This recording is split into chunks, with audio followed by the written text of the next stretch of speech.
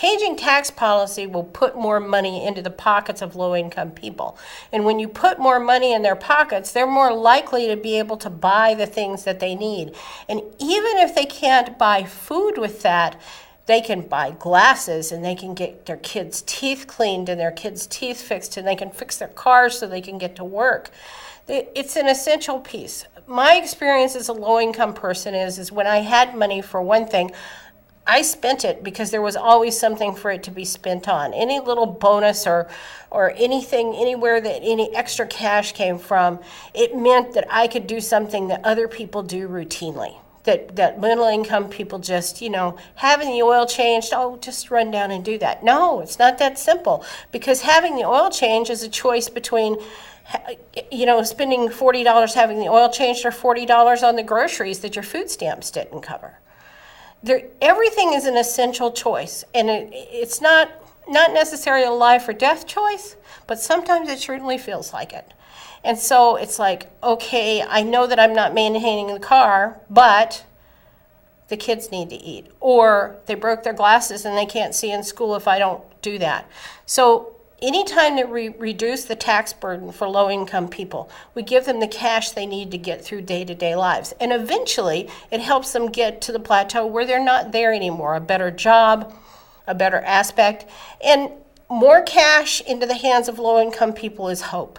And that's a really hard thing for people to conceive, but at least if you can take care of those things that you've been neglecting, you can have some hope for tomorrow, and then maybe you can have hope for next week, and maybe you can have hope for next year. So anything we can do to put that extra cash into people's pockets is extremely important. I think that Jesus focused on the widows and the orphans and the least of these, but more than that, I think Jesus focused on justice. And I think it's important that we think about that and think about what's just and how that translates to today.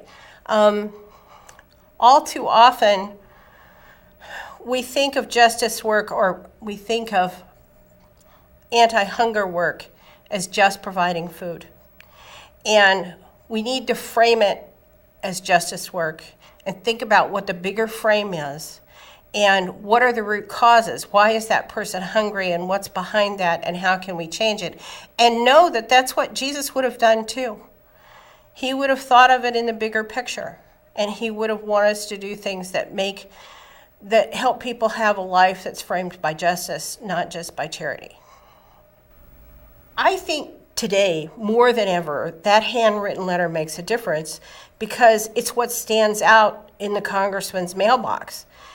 We communicate by email, we communicate with Twitter and all kinds of other web communications. And I know that some congregations are now writing postcards, and I appreciate that they do that. But I think what really stands out in a congressman's box is a handwritten letter that somebody's taken the time to write, because it is a unique form of communication today. And moreover, when one of our advocates or activists can go to a congressman and take a stack of handwritten letters, it really carries a powerful message. It means you've taken the time to read and understand the information and to write a letter to that congressperson on behalf of low-income people and on behalf of Bread for the World and the issues that we represent.